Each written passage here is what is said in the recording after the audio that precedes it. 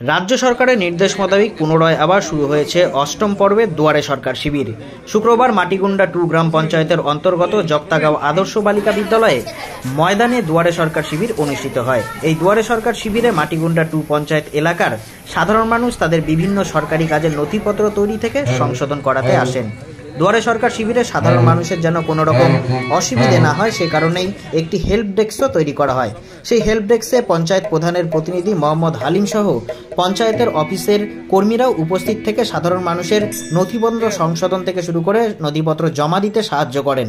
পঞ্চায়েত প্রধানের প্রতিনিধি মোহাম্মদ হালিম বলেন, রাজ্য সরকারের এই অভিনব উদ্যোগের ফলে সাধারণ মানুষ সরকারি কাজের ক্ষেত্রে আর হয়রানির শিকার হচ্ছেন না।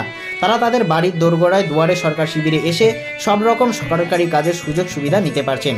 এই শিবিরের মাধ্যমে সাধারণ মানুষ ব্যাপকভাবে উপকৃত হচ্ছেন বলে জানান পঞ্চায়েত প্রধানের প্রতিনিধি মোহাম্মদ হালিম।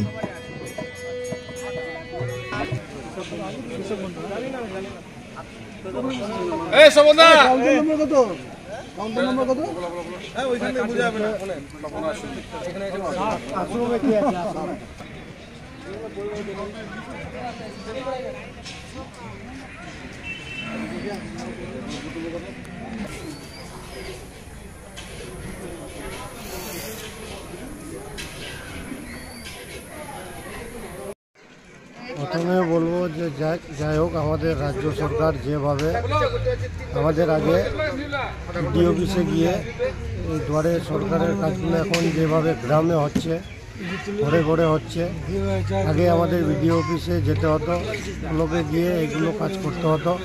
এখন আমাদের রাজ্য সরকার যেভাবে উদ্যোগ নিয়েছে যে গ্রামে গঞ্জে গিয়ে আমাদের দুয়ারে সরকার ক্যাম্প বসাই কাজগুলো করছে, এতে আমাদের খুবই ভালো হচ্ছে জনগণের জন্য। লক্ষ্মীর ভাণ্ডার নিয়ে যেভাবে আমাদের রাজ্য সরকার উদ্যোগ নিয়েছে, আমাদের মহিলারা যেভাবে 500 বা 1000 টাকা আমাদের মুখ্যমন্ত্রী সাহায্য করছে, লক্ষ্মী ভাণ্ডারে পাচ্ছে, আমাদের মহিলারা খুবই আনন্দ।